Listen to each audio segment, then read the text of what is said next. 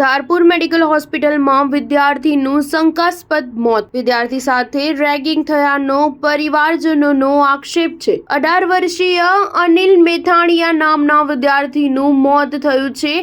MBBSના પ્રથમ વર્ષમાં અભ્યાસ કરતા વિદ્યાર્થીનું મોત. સુરેન્દ્રનગરના જેસડા ગામના વિદ્યાર્થીનું મોત. પાટણ ધારપુર મેડિકલ કોલેજના વિદ્યાર્થી સાથે રેગિંગ થયું હોવાના પરિવારજનોનો આક્ષેપ છે. MBBS કોલેજમાં પ્રથમ વર્ષમાં અભ્યાસ કરતા વિદ્યાર્થી મેથાણીયા અનિલ નટવરભાઈનું મોત થયું છે. મળતી માહિતી મુજબ પ્રથમ વર્ષમાં અભ્યાસ કરતા વિદ્યાર્થીનું ત્રીજા વર્ષમાં કોલેજમાં અભ્યાસ કરતા વિદ્યાર્થીઓએ રેગિંગ કર્યું હોવાની વિગતો સામે આવી છે. મેથાણીયા અનિલ નટવરભાઈ સુરેન્દ્રનગરના જેસડા ગામના વતની હોવાનું જાણવા મળ્યું છે. Star news 7 Radhanpur. મારું નામ ધર્મેન્દ્રભાઈ. ધર્મેન્દ્રભાઈ, આ કોણ છે? તમારા શું થાય છે? મારા કાકાનો દીકરો ભાઈ થાય. ક્યાંના વતની છે ને કયા કોલેજમાં અભ્યાસ કરતા હતા? ધારપુર મેડિકલ કોલેજમાં અભ્યાસ કરતો હતો. પ્રથમ વર્ષમાં જે 1 મહિનો થયો તો મૂક્યો તે. અમારું મૂળ વતન જેસડા, તાલુકો ધાંગધ્રા, જિલ્લો સુરેન્દ્રનગર. શું તમને શું ફોન આવ્યો હતો ધારપુર હોસ્પિટલમાં? શું હકીકત શું છે? એ કે ચક્કર આવ્યા અને તમારો કે મારા કાકાનો ફોન મારામાં આવ્યો. એ કે તમારા છોકરા કે ચક્કર આવ્યા અને પડી ગયેલ છે અને એડમિટ કરેલ છે. પછી અહીંયા આવ્યા તો સાહેબ એવું જણાવેલ કે મૃત્યુ પામેલ છે. છોકરાને શું શંકા છે? અમને તો જે PM અત્યારે PMથી અત્યારે મોકલેલ છે, બરાબર. PM ચાલુ છે એનું.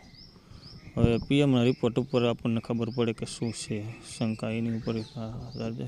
કયા ધોરણમાં અભ્યાસ, શેમાં અભ્યાસ કર્યો? MBBSના ફર્સ્ટ યરમાં. અગાઉ ક્યારે ઘરે કોઈ કોલ આવ્યો, ક્યારે કોઈ છોકરાને કંઈ તકલીફ પડતી હોય? ના, એવું કોઈ કોલ નહીં. હાલ કોઈ બી માહિતી મળી કે હેરાનગતિ થઈ હોય છોકરા જોડે? ના, અત્યારે એવી વાત સાંભળી હતી કે અહીંયા કોલેજની અંદર રેકિંગ, ત્રીજા વર્ષવાળા જરીએ રેકિંગ કરતા હતા. બધા અંદર રમતા હશે, ગમે તે 2-3 કલાક ઊભો રહ્યો હશે અને ઓચિંતાનો ચક્કર આવી અને પડી ગયો અને મૃત્યુ પામેલ. રેગિંગ થઈ એવું લાગે છે? રેકિંગ થયું એવી વાત છોકરા અહીંયાના જે ધારપુરના જે રહે છે, એ અભ્યાસ કરે જે ફર્સ્ટ યરમાં, એ એમ કહેતા હતા એ કે રેકિંગ ચાલુ હતું. હવે રેગિંગ કરેલું વિગત શું કાર્યવાહી રહેશે તમારા તરફથી?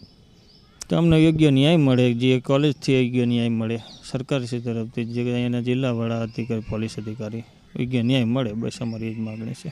શું નામ તમારું? મારું નામ ધર્મેન્દ્રભાઈ. ઓકે. ગઈકાલે રાત્રે અનિલકુમાર નટવરભાઈ મેથાણીયા નામના છાત્રનો હોસ્ટેલમાં કોલેપ્સ થઈને એની જે બોડી છે, એટલે પેશન્ટ તરીકે એને કેઝ્યુઅલ્ટીમાં લઈ જવામાં આવેલ રાત્રે, અને અમારા ડૉક્ટરો એની ઉપર સારવાર કરીને રિવાઈવ કરવા ટ્રાય કરેલ, પણ જે થઈ શકે નથી. વિદ્યાર્થીઓને પૂછપરછ કરતાં એવું જાણવા મળેલ છે કે સિનિયર વિદ્યાર્થીઓએ તેમને 3 કલાક ઊભા રાખીને ઇન્ટ્રોડક્શન આપવાની વાત કરેલ હતી, અને જે દરમિયાન આ ઘટના બનવા પામેલ છે.